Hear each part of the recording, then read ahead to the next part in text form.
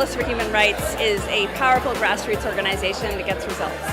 And that's really what is so persuasive about the organization. That's why we have this extraordinary sold-out crowd tonight. Journalists for Human Rights goes into an environment, works with journalists, boots on the ground, mentors those journalists on tough forms of human rights reporting, and we catalyze positive change.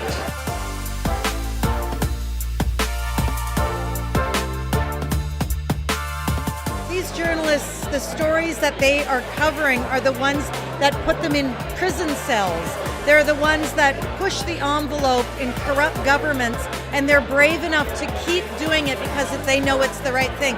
So having seen these things with my own eyes just reminds me of how lucky we are as Canadian journalists, but we also have this responsibility to do what we can to raise the voices and shine the light on journalists who are not as lucky as we are.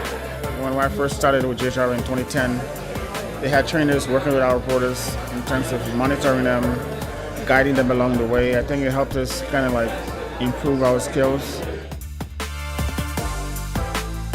I think the work that the journalists are doing with First Nation communities, Indigenous communities, is very important because there are stories and experiences and issues and hopes and ambitions and problems, frankly, that exist within Indigenous communities that the wider public has to be made aware of. Journalists help to bridge that gap, to make those issues known to the broader public. That's the first step in awareness.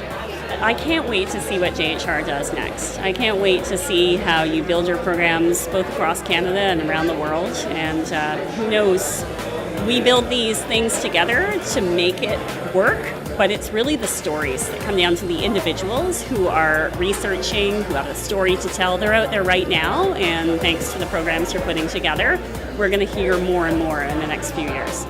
By training one journalist in the northern community through this program, the potential for hearing voices of a nation through their own perspectives become a reality. In only 8 months, stories were published, poems written, photographs shared, and audio in Cree aired. None of this would have been possible if not for JHR and the people that donate to this endeavor. Thank you. $5,500 going once, $5,500 going twice. So